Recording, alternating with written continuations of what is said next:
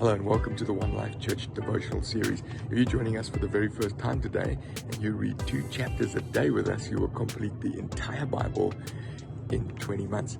So to know where to read, if you look at the website below, you'll see where we are and what the reading plan looks like. Today we're in Exodus 17 and Acts 25. Now you can see from the surroundings behind me, I'm not at home. I'm thousands of kilometers away. I'm in the beautiful city of Cape Town. And if you look over my shoulder here, you'll see the beginnings of Table Mountain. The sun's about to rise. I've just listened to the Imam calling the Muslims to pray down here. And so I feel like very much I'm in a foreign land. It even smells a bit different. I can smell the harbor down the bottom there. I'm in a foreign land and the sun's about to rise. And the reason I'm here is because God has sent people here to preach the gospel and to present Him to this community. Now, in Exodus 17, the Israelites are in a foreign land. They're wandering through a desert, in fact, and it's hostile. It's difficult, and they grumble. In fact, verse 4 says, Moses says to the Lord, "They're gonna kill me if we don't organize them some water." So God says, take that staff in your hand and go and chuck it on a rock. And as you touch that rock with it, water comes out. You know, we've been called into a hostile land.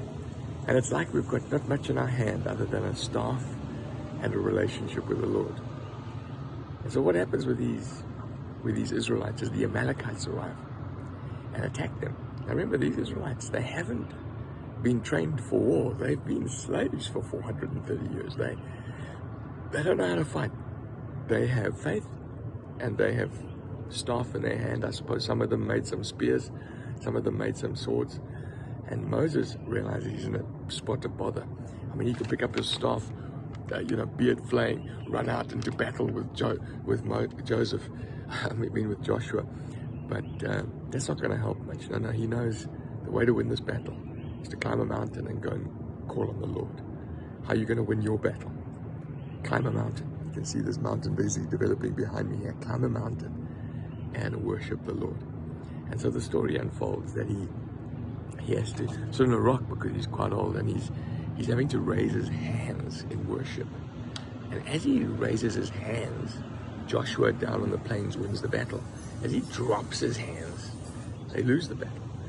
And so he's old. He can't hold his hands up all day. So Aaron and Hur stand either side of him and prop up those hands. Now, what can we get from this particular account? Well, firstly, that we call it the worship. The battle belongs to the Lord. Eyes on Him. What's the point in running down, slapping oaks with his staff? I mean, he's got to worship. That's where his victory is going to come from. But the other thing is that He's designed not to do this alone. His friends, Aaron and Hur, hold his hands up. We are called to worship the Lord, to give the battle to Him, and to do it together with our friends.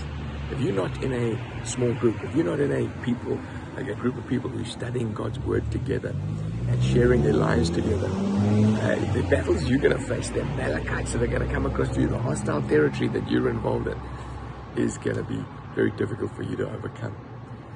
So I'm in this foreign country, it feels like a country down here, and I'm going to be meeting various pastors today who are trying to do this thing alone, meeting various Christians that are trying to do this alone. It's been very, very difficult. Moses would tell you not to do it alone. If you flick to the New Testament now, in Acts chapter 25, where Paul is sitting in jail, he even isn't alone. The governor, Felix, and then Festus has allowed his friends to come and join him in jail and minister to him and minister with him. And so at the end of this particular chapter, though, he makes an appeal to go to Rome. Paul says, don't try me in front of the Jews in Jerusalem. Maybe he had heard about the plot and of his murder en route. Every time they wanted to move Paul, the Jews said, we're going to kill him en route. Maybe it was that. But also maybe it was that he had known that God had called him into a hostile land. Because God had said, you're going to appear in Rome, and you're going to testify about me in Rome.